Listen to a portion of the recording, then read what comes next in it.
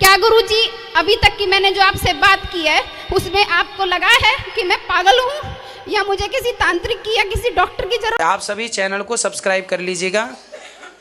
जो भी यूट्यूब पर देख रहे हैं चैनल को सब्सक्राइब कर लीजिए और शेयर कीजिएगा। तो राधे राधे दोस्तों, स्वागत है आपका हमारे YouTube channel reaction by Usha में। बात करेंगे हम आज ऐसी महिला की जो कि पंडाल में आती है और कहती है, गुरुजी क्या मैं आपको पागल जैसी दिखती हूँ? क्योंकि हमारे ससुराल वाले और हमारे मैके वाले दोनों ही हमें पागल कहते हैं। यहाँ तक कि रिश्तेदारों में भी हमारे यही घोषित कर दिया है कि मैं पागल हूँ, इसलिए कि मैं उन्हें मीट मांस या शराब खाने या पीने को रोकती हूँ। तो आइए दोस्तों, बने रहिए वीडियो के अंत तक। राधे राधे। जी जी। गुरुजी मेरा नाम ज्योति राणा है और मैं हरियाणा के करनाल से आई हूँ और मैंने आपकी कथा पहली बार सुनी है, मतलब फ़ोन में देखी है लेकिन आपको साक्षात पहली बार सुना है। तो गुरुजी मेरे मन में ना एक बहुत बड़ी समस्या है और मैं आपसे सिर्फ ये पूछना चाहती हूँ कि जिस तरह आज आपने कथा कही और आपने बताया कि उन्होंने 24 जनों को गुरु बनाया था और उनसे सब कुछ सीखा, हर एक से एक ना एक शिक्षा ली, और आपने कहा है कि हर इंसान को, चाहे वो स्त्री है चाहे पुरुष है, एक ही इक्वल समझना चाहिए। मतलब अग्नि की तरह बनो, वायु की तरह बनो, जल की तरह बनो, आकाश की तरह बनो, आपने ये बताया है। लेकिन गुरुजी मेरा एक सवाल है कि जब हमें पैदा करने वाले, मतलब भगवान ने जब हमें पैदा करते समय हमारे अंदर पक्षपात नहीं किया, जिस रास्ते भाई मतलब बेटा आया है उसी रास्ते बेटी आती है, सही है। तो हमें पैदा करने वाले भगवान ने नहीं हमें मतलब अंतर बताया। और सेकंड मेरा ये है कि जब खुद भगवान स्वयं श्री कृष्ण और शिव जी खुद सीता माता और पार्वती मैया के सामने झुके हैं, श्री कृष्ण ने राधा रानी को अपना गुरु बनाया है, तो हमें ये क्यों बताया जाता है कि तुम तो एक औरत हो, तुम चुप रहो, तुम्हें चुप रहने का अधिकार है, अगर तुम बोलती हो तो वो औरत को, मतलब मेरे फिलहाल की परिस्थिति ये है कि अभी एक भाई ने बोला कि अंडा खाते हैं, एक भाई ने बोला कि वो दारू पीते हैं, और एक छोटी सी बच्ची ने बताया कि दिन में भागवत और रात में दारू। तो मुझे भी यही सवाल है कि जब मैं किसी घर में रह रही हूँ, अगर मेरा भाई या मेरा पति या मैंने खुद बोला है अगर गुनहगार मैं हूँ तो सज़ा मुझे भी उतनी ही मिलनी चाहिए, लेकिन मेरी परिस्थिति इस समय ऐसी कर दी है कि तुम पागल हो। अगर मीट और दारू के लिए मैं खिलाफ आवाज़ उठाती हूँ तो मेरे मायके से और ससुराल से मुझे सिर्फ एक ही बात सुनने को मिलती है कि तुम पागल हो, ये तो प्रोफेशन है। खुद बीवी को सपोर्ट करना चाहिए कि ये सब तुम कर सकते हो। क्या गुरुजी अभी तक की मैंने जो आपसे बात की है उसमें आपको लगा है कि मैं पागल हूँ या मुझे किसी तांत्रिक की या किसी डॉक्टर और गांधारी को भी इसीलिए सजा मिली कि वो मैं गलत हो रही हूँ क्योंकि, लेकिन वो गूंगे नहीं थे। मतलब अधर्म को सहने वाला भी उतना ही बड़ा पापी होता है।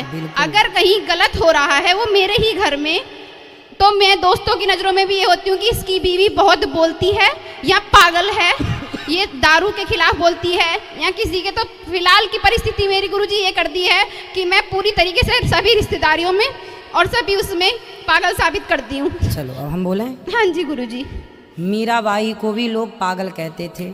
यदि आप अपने पति, अपने ससुर, अपने पिता को शराब से रोकती हो, मांस से रोकती हो, हाँ जी। तो जो काम आप करती हो वही काम मैं करता हूँ। हाँ यदि जी। ये करना पागलपन है तो फिर मैं भी पागल हूँ। हाँ जी गुरुजी। क्यों? हाँ क्योंकि जी। मैं भी तो शराब पीने से रोक रहा हूँ लोगों को, मांस खाने से।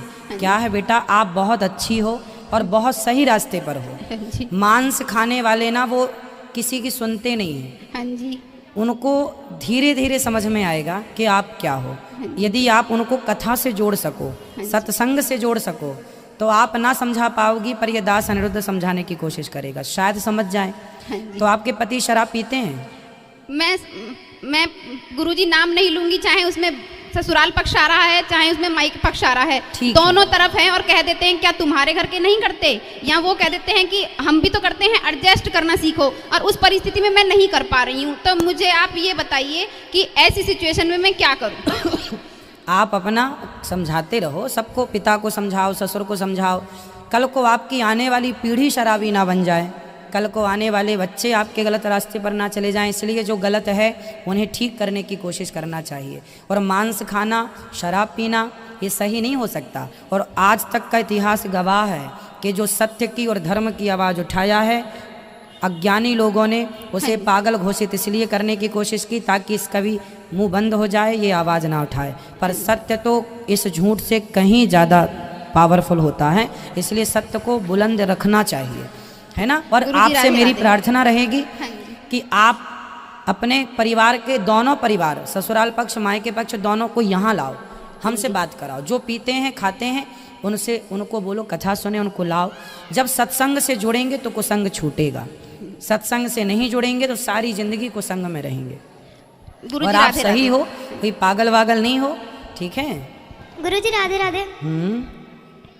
गुरुजी एक प्रश्न था कि जो मेरे दादू हैं वो सुबह तो भागवत पढ़ते हैं और रात को शराब पी के आ जाते हैं।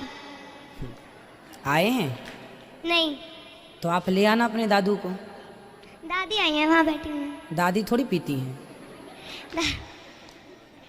दादा को लाना जो पीते हैं। बीमारी जिसको है उसका ना इलाज करेंगे।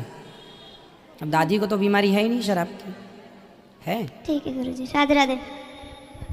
राधे राधे गुरुजी। जी गुरुजी, एकादशी में जो हम लोग व्रत रखते हैं तो दूसरे दिन ब्राह्मण को दान देते हैं, तो क्या उसमें हम चावल दान कर सकते हैं? हाँ, द्वादशी को चावल दान होता है। दान होता है। द्वादशी को चावल दान करना श्रेष्ठ होता है। अच्छा। हाँ गुरुजी, आपकी ये सारी सेवाएं, आज मैं पहली बार वृंदावन आई हूँ अपने पति के साथ और बच्चों के साथ। मुझे बहुत टाइम से मन था, लेकिन पहली बार बाके बिहारी ने बुलाया है, बहुत ही अच्छा लगा। सब कुछ माताओं की सेवा, आपका यहाँ अन्न क्षेत्र हमने किया, बहुत ही स्वादिष्ट भोजन था और आपके दर्शन हुए।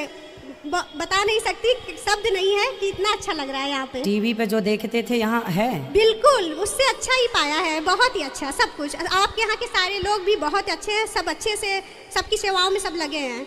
गुरुजी, एक प्रश्न और था कि जैसे कि हर युग में, आज के युग में भी और हाँ, पहले के समय में जब राम जी आए थे तो रावण ने सीता जी को हरण किया, फिर उसके बाद कंस के टाइम में उनकी बहन को कंस ने रख लिया अपने यहाँ, तो तब भी अपराध हुए, गलत काम तब भी हुआ। तो कलयुग को ही लोग दोषी क्यों मानते हैं?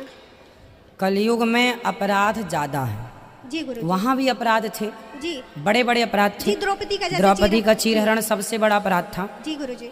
पर वैसे अपराध एक इक्का दुक्का था। जी जी। आज ऐसे अपराध छोटी छोटी बच्चियों के साथ अपराध हो रहा है। जी गुरुजी। इसकी मात्राएं आज ज्यादा है। जी गुरुजी। तो ये कलयुग है, ये कलयुग का अपना दोष है। इसलिए कलयुग, अपराध तो इससे बड़े बड़े तब भी हुए हैं, जी गुरुजी। पर उनका देखो विनाश कैसा हुआ। हाँ। हर पाप का अंत हुआ है, चाहे युग कोई सा भी हो। अच्छा। तो देखा दोस्तों कि जैसे कि आप सभी लोगों ने देखा कि वो स्त्री किस तरीके से अपनी करुण कहानी सुना रही थी कि उसके पति लोग या उसके भाई लोग उसे पागल कहते हैं, जबकि वो पागल नहीं है। और कई स्त्रियां ऐसी होती हैं कि अपने पतियों को सही रास्ते पर लाने के लिए बहुत कोशिश करती हैं, लेकिन वो अपने सद्मार्ग को छोड़कर गलत रास्ते पर चलते ही रहते हैं। तो दोस्तों, आज की वीडियो में आपको जो भी पसंद आया हो, आप उससे हमें कमेंट बॉक्स में कमेंट कर ज़रूर बताएं और हमारे चैनल को सब्सक्राइब कर दें और हमारी वीडियो को लाइक कर दें। मिलेंगे ऐसी ही इंटरेस्टिंग वीडियो के साथ, तब तक के लिए राधे राधे।